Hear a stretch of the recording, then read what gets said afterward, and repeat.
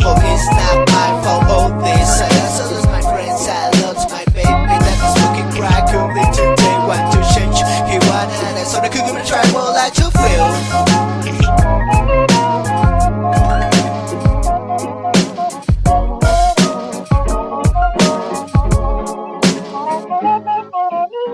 Kill the real, take your life in a second. The devil drinks coffee in my kitchen, I mentioned it in every song. I just wanted to go away. You decide to stay in the well. I want to be forgiven, I don't like this kid for money.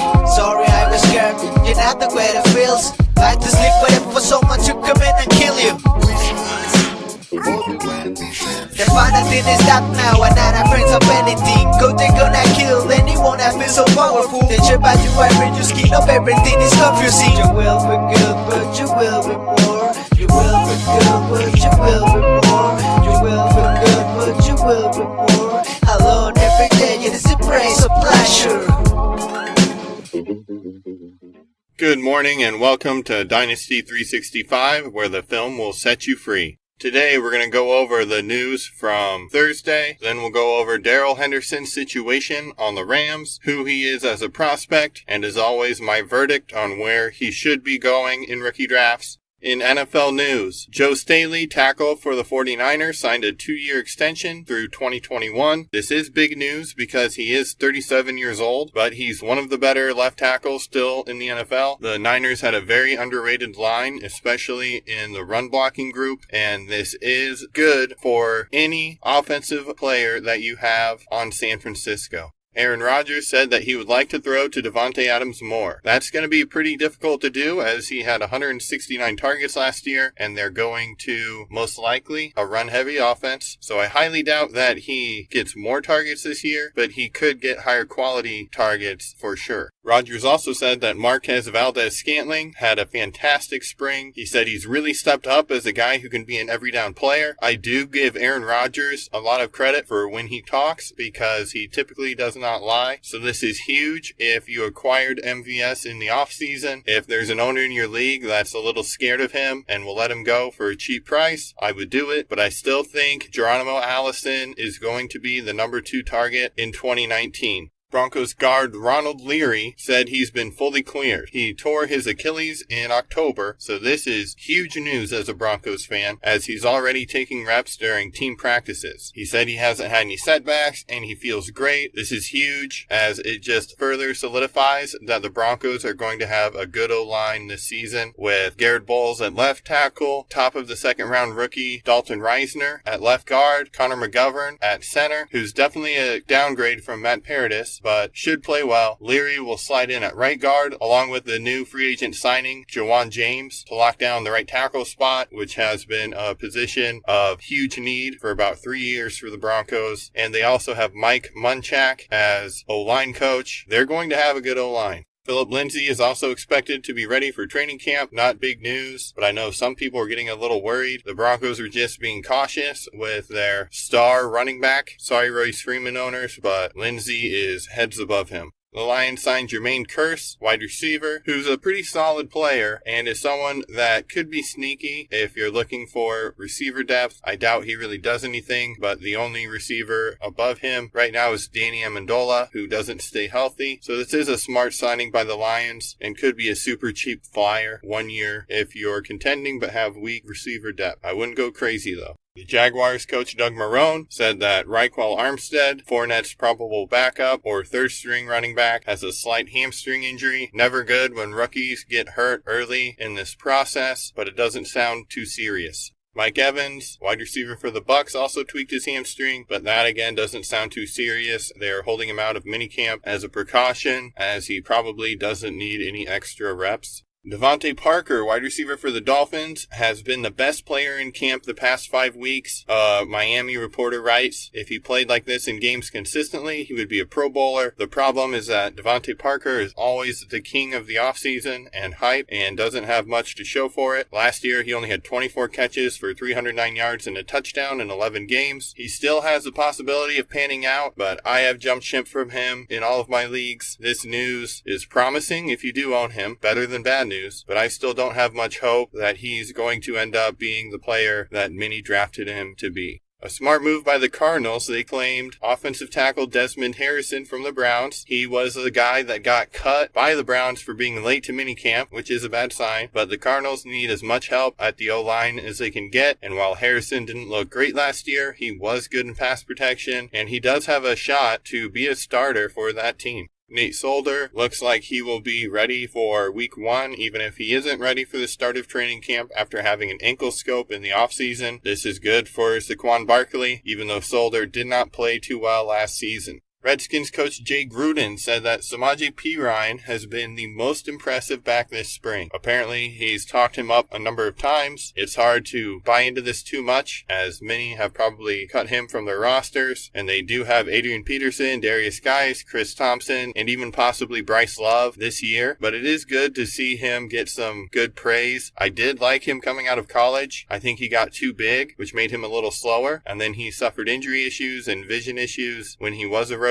But if he did cut some weight and got a little more explosive, there could be something there. But it's such a crowded depth chart and such a weak projected offense that I wouldn't go out and acquire him right now. But it's just something to file away. If you keep hearing good things, then it might be time. Sony Michel, running back for the Pats, was absent from Patriots minicamp on Friday and hasn't been at practice since May 20th. Now that's about 2 weeks, and apparently the reason for his absence is unclear. It's most likely a knee issue, which is unfortunate. When healthy, Sony Michel is a phenomenal running back with great vision, awareness, and I do believe he will take a step forward in the passing game. I wasn't too worried about his knees when that rumor came out right before the draft about them because he was still selected in the first round, but it is looking like they are an issue. I still love the player. I don't really think I'd sell him based on this news, but it is something to monitor. In more Broncos news, free agent signing Kareem Jackson, defensive back from the Texans, will cover the slot receiver when they run nickel. People throw around nickel and dime all the time, and sometimes it rhymes. But I think there's a lot of people that really don't know what that means. Hopefully you do. But nickel is just when you bring an extra defensive back on the field and take one linebacker off, and you typically have 4 down linemen or 4 defenders rushing the passer. And dime is where you take it a step farther, and you take a D lineman off the field and add a defensive back, and you only rush the passer with 3, typically. Now, you can blitz out of these formations. Nickel has become much more prominent in the NFL with the new rule changes that promote passing offense. So there are a lot of blitzes out of nickel and dime, but all it really means is an extra DB on the field, 1 linebacker off for nickel, an extra DB on the field, 1 D lineman off for dime. But this is just saying Kareem Jackson will play safety on base downs and then move to the slot corner in nickel and most likely dime, which I do think is good, with Justin Simmons being okay and Will Parks being a nice box safety. Kenneth Dixon, running back for the Ravens, returned to practice, so that is good. But right now, he's still 4th on that depth chart behind Mark Ingram, Gus Edwards, and probably Justice Hill. Good news for Miles Boykin, as a receiver for the Ravens, returned to practice. It was never considered serious, the hamstring injury, which is good. And again, his blocking ability will most likely let him see a large share of snaps as a rookie. I feel like the NFL is fascinated with the Ravens this year, because it seems like every other day there's 5 news blurbs about a Ravens player. But their first-round tight end from last year, Hayden Hurst, who was outplayed by Mark Andrews in the regular season, missed practice with a tweaked hamstring. He added 20 pounds of muscle over the offseason, which is great. But Hurst is returning from foot surgery. That will definitely lead to a tweaked hamstring. The first pulled hamstring I ever had in my life was after I dislocated my toe for the essentially final time. So that is a little concerning because he had the foot surgery and he's playing at a bigger weight. But Mark Andrews is most likely the tight end that you want to own in this offense. In more Lions wide receiver news, Andy Jones is a Detroit Riders pick for the Lions' number 4 wide receiver job. They did just sign Jermaine Kearse, so it's very possible he is the guy instead. But apparently he has been playing very consistent and plays special teams. So that is a name to keep in mind, as I've never heard of him before. Running back for the Colts, Nyheim Hines, wants to reach 1,000 total yards in 2019. This is possible if he can develop his moves a little more and work on his agility, as he's a burner, but looks lost with the ball in his hands at times. He did get 739 yards last year on only 85 carries and 63 catches, which is good in PPR. I don't know if he'll reach that number, but he probably will be within a couple hundred yards of that, even with the additions of Devin Funchess and Paris Campbell. Our last news note is that the Eagles signed Carson Wentz to a 4-year, $128 million contract extension, keeping him on the team through 2024. That is a lot of money to give someone who has not been able to stay healthy, but when you get a franchise quarterback, you pretty much need to lock him up. The part I don't like about this contract is that there's $107 million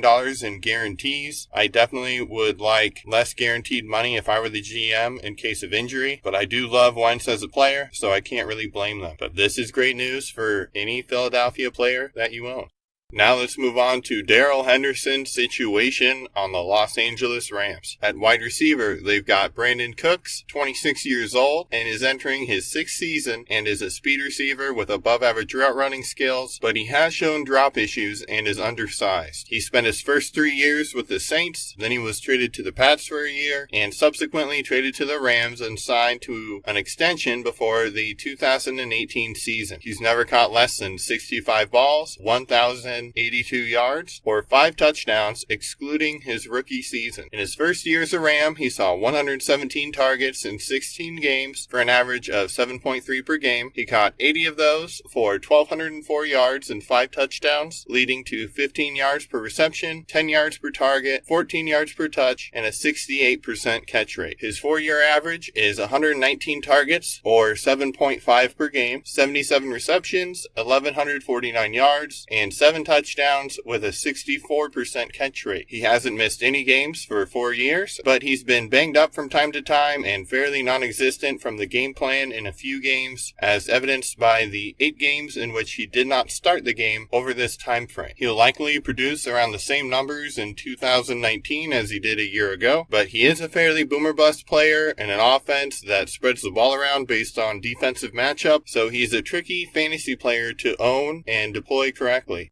Cooper Kupp will be 26 this year and is a route runner and technician with sure hands and underrated athleticism. He broke onto the scene as a rookie for the Rams, catching 62 balls for 869 yards and 5 touchdowns, all while only starting 6 games. He was improving on those numbers in his sophomore year, as he saw 55 targets through the first 8 games he was healthy for 6.9 per game, 40 catches, 566 yards, 6 touchdowns with 15 yards per catch, 10 yards per target, 13 yards per touch, and a 73% catch rate. His 16-game pace would have been 110 targets, 80 catches, 1,132 yards, and 12 touchdowns. He works best out of the slot, but he can play on the perimeter effectively also. He's apparently rehabbing well from his ACL tear that prematurely ended his year, and should produce similar numbers to his 16-game pace from last year. Robert Woods is about to be 27. He's a solid receiver and route runner in his own right, and he had his best season of his career last year, accruing 130 targets for 8.1 per game, 86 catches, 1,219 yards, and 6 touchdowns. His target volume was identical both before and after Kupp got hurt, so there's really not a reason to expect his role to change. I would like to add that he carried the ball 19 times for 157 yards and a touchdown, which also added to his fantasy point totals, so that's just something to keep in mind. I'm not saying he won't get those ground yards again, but it's very possible he looks better from a point standpoint than reality. He averaged 14 yards per catch, 9 yards per target, 13 yards per touch with a 66% catch rate during his 6th season. While Woods isn't anything special in the athletic department, he's in a stable system, and he kind of reminds me of Doug Baldwin at times with his play style, and I do expect a slight dip in production due to the rushing yardage looking like a career anomaly, but he's still a solid fantasy asset to own. Having never topped 800 yards before last year, it's possible that this was a one-year wonder from Woods, but I think it's more likely that he improved his technical skill to where he should produce similar to his 2018 numbers for at least a few seasons.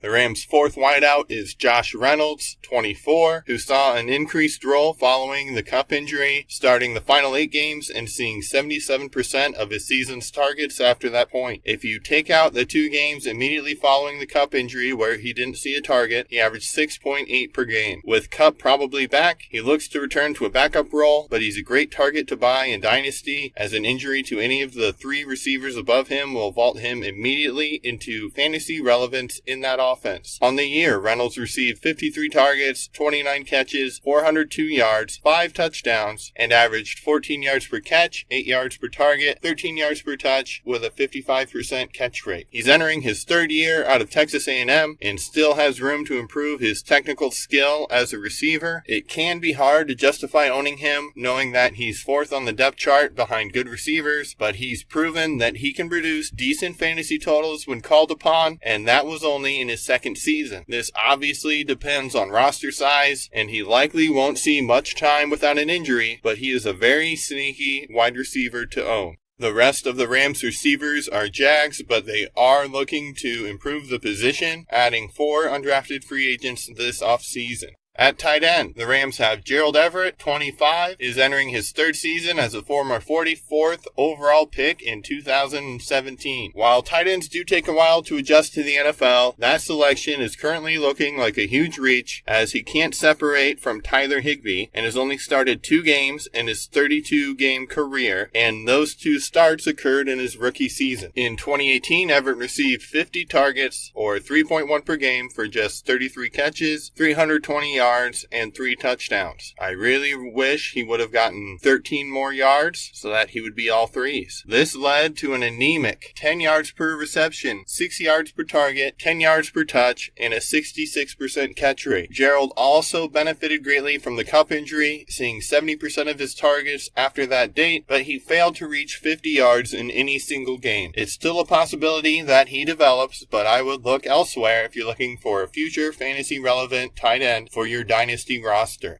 Tyler Higbee, 26, is entering his 4th year in the NFL as a former 4th-round pick in 2016. He figures to continue to have a limited offensive role, although he technically has started the last 39 games for the Rams. He received 34 targets last season, catching 24 of them for 292 yards, 2 touchdowns, and an improved 70% catch rate. He averaged 12 yards per catch, 9 yards per target, and 12 yards per touch, and he was also a beneficiary of the cup injury, seeing 68% of his season's targets from week 9 going forward. As with Everett, I don't see either tight end being fantasy relevant in 2019 or anytime soon. I'd look for the Rams to draft a tight end pretty high next year.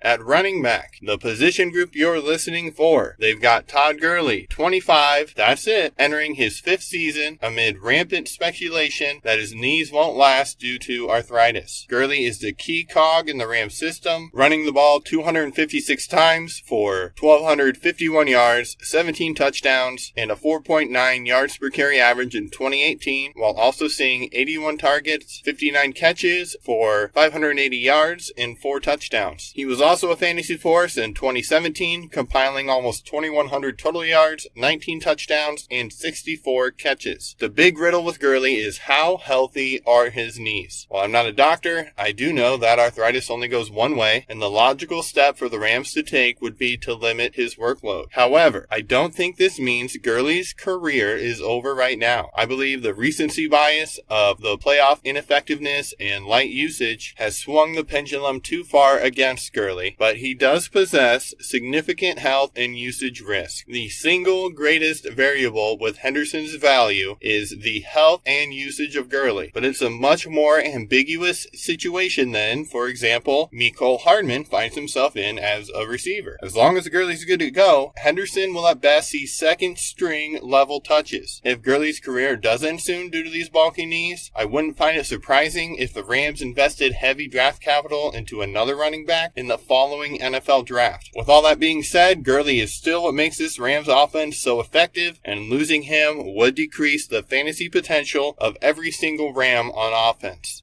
Backup Malcolm Brown is 26 and enters his 5th season as a Ram, and he's Darrell Henderson's primary backfield competition. He's a competent backup that averaged 4.9 yards per carry last season, which is the same as Gurley, albeit with much less usage than Gurley had. The Rams did decide to turn to perennially underrated CJ motherfucking Anderson instead of Brown after it was clear that Gurley was having issues, which was a wise choice. I'm salty that the Broncos ever never let him go, because him and Phillip Lindsay would have been an insane backfield combo. Much better than Royce Bust Freeman and Lindsay. Malcolm Brown also is capable in the passing game with an 82% career catch rate. I doubt that he ever leads that backfield if Gurley is knocked out of the upcoming year, but I do think his polish will take valuable snaps and touches from eager Henderson owners. Obviously, Darrell Henderson is the other member of this backfield, but I'm going to save his breakdown till the end. Next up is Jared Goff in the passing offense. Goff is entering his fourth season, will be 25 years old, and was the first overall selection of the 2016 draft. He reached a new level last season, throwing for 4,668 yards and 32 touchdowns with a 101 passer rating and only 12 picks. Goff is a solid player, but his stats are largely due to the fantastic situation he is in, with a great offensive scheme and head coach, solid offensive line, great running back, and 3 above average to great wide receivers on his team. When he looks good, he looks great. When he looks bad, he looks terrible. The definition of a system quarterback, Goff displays great accuracy and decision making when within the confines of the offense and throwing to a trusted target. When you can get pressure on him or disrupt a play, he has a tendency to fall backwards instead of avoid pocket pressure, and his throws become much more inaccurate and turnover worthy. He should continue to develop as he is still very young, but I doubt he ever shows an elite ceiling long term unless the Rams consistently replenish his playmaking weapons and offensive line, which is a tall order for any team to do. He won't add many, if any, rushing yards on the ground, but he should break 4,500 yards and 30 touchdowns this season unless multiple catastrophic injuries impact the situation that surrounds him. I like the QB, don't love him, but I love the situation.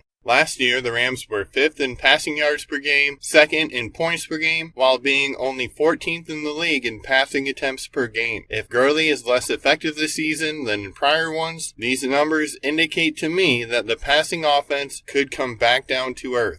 Goff's offensive line is 6th in pass protection, 1st in creating yards for the running backs, 13th in power success rate, top 2 in 2 of the other run metrics I look at, and 16th in the last. The line lost their left guard in the offseason, which is typically the worst O-lineman in a unit, and their center, and look to use their 3rd and 4th round picks from last year to fill those positions. They also drafted a tackle in the 3rd and 5th rounds of this year, hoping that they can step up if one of their second-year projected starters falter, as well as 4 undrafted free agents. It's worth mentioning that left tackle Andrew Whitworth is getting up there in age. I noticed this most when Bradley Chubb, the second-year outside linebacker and 5th overall pick last year for the Broncos, dismantled him in their game a year ago. I believe he beat him for 3 sacks. As with most offenses, as the line goes, the production goes, so this is a position group to keep a close eye on. The difference in offensive output if Gurley can't go and the line takes a step back could be drastic.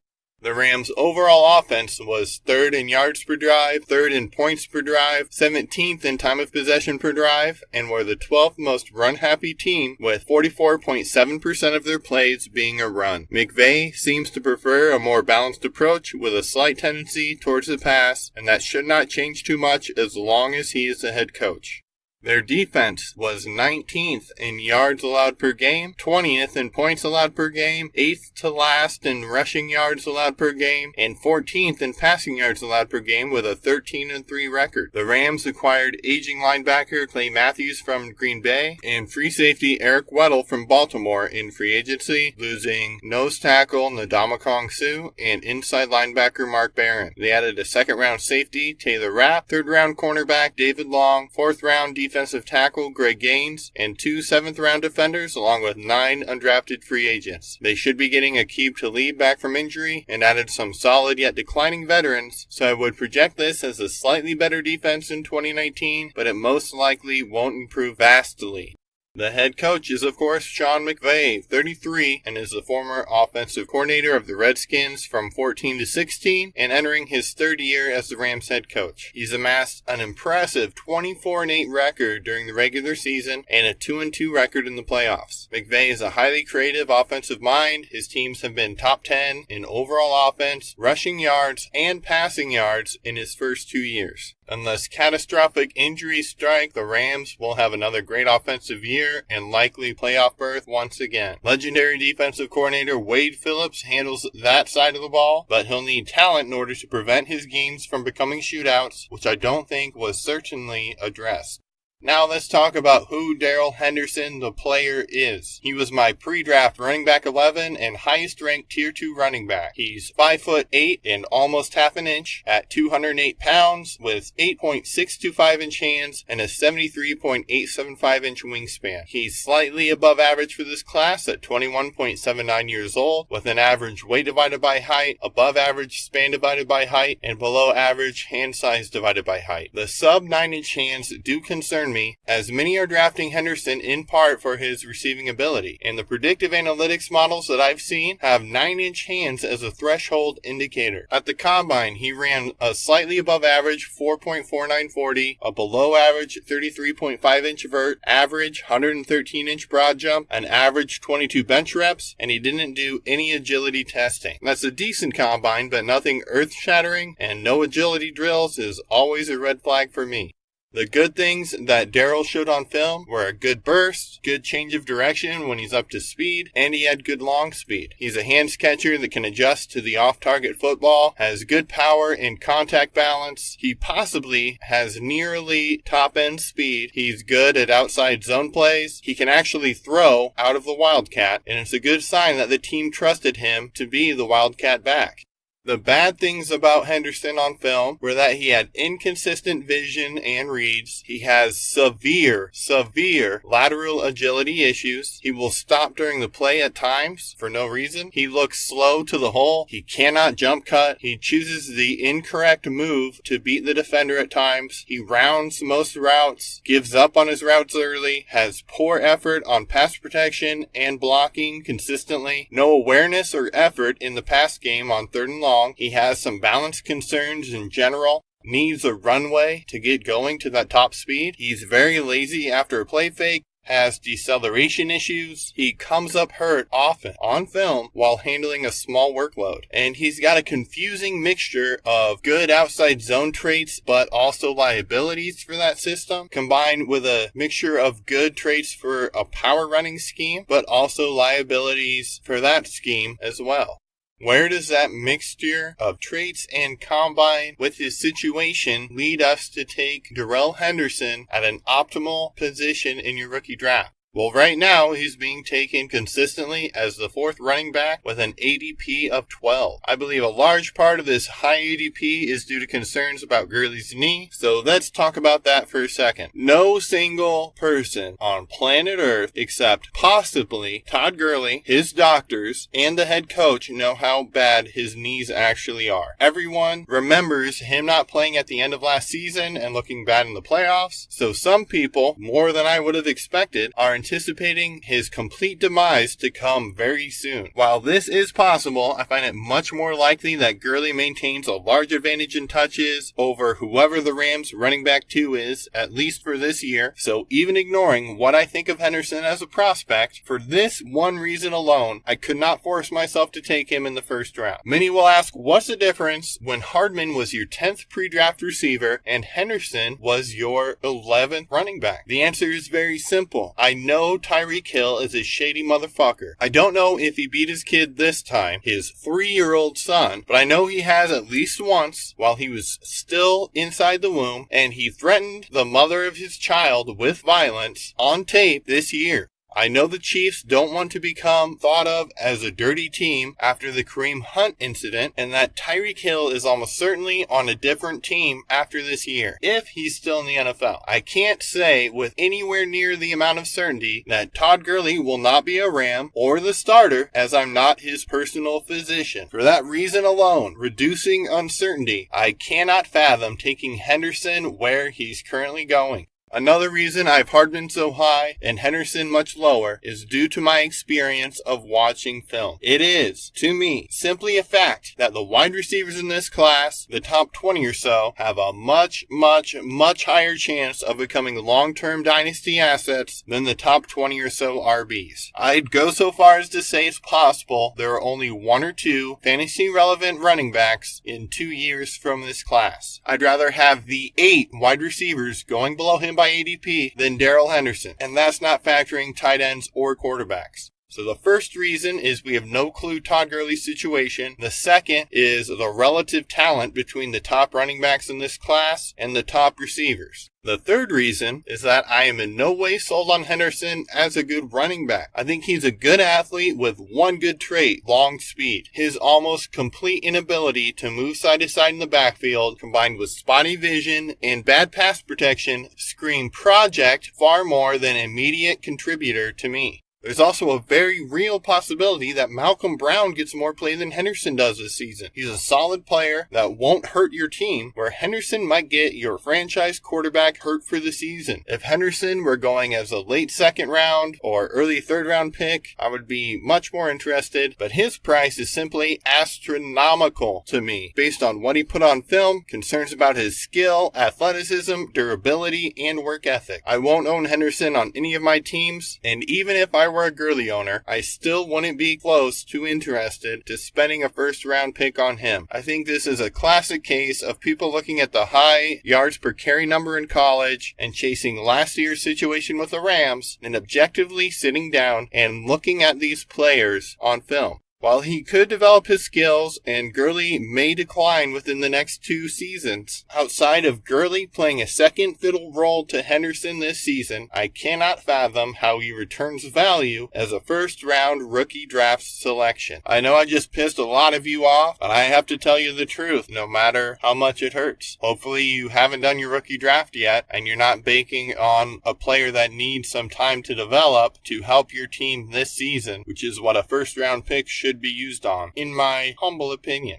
On Saturday or Sunday, we'll be going over the Arizona Cardinals team as a whole while talking about each of their new rookies as we go. So that will definitely be a very long episode. Your songs of the day today, your happy song is Lay Me Down by the Dirty Heads, and your football song is Make It Happen by MGK. I want to thank everyone for listening to this podcast today. Hopefully, this at least made you think twice about selecting Darrell Henderson in the first round. If you do think anything that I've done today has provided some value for you, please consider going to my Patreon. I don't have ads. I don't want to do ads. I don't have a sponsor. I don't want a sponsor. I want to provide value to you. If you think I have, please go there, patreon.com/365_dynasty, and donate the monthly amount of your choice. If you want access to the paid content, that's $5 per month, but that's not a requirement. Thanks again for listening. You've been listening to Dynasty 365, where the film will set you free.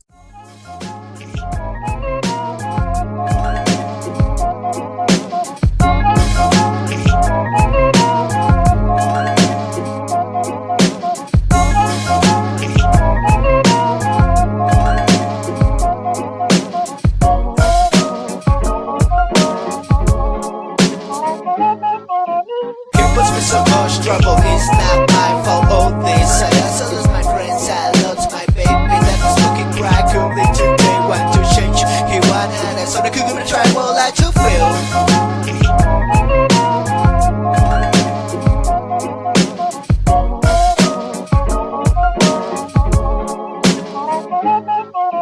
I'd skill the grill, take your life in a second, the table drinks coffee in my kitchen, I mentioned in every song, I just wanted to go away. You decide to stay in the well. I want to be forgiven, I don't like this kid for money. Sorry, I was scared, you're not the way it feels. Like to sleep waiting for someone to come in and kill you. The final thing is that now I'm not afraid of anything. Go they gonna kill anyone that feels so powerful. They try to read your skin up, everything is confusing. You will be good, but you will be more.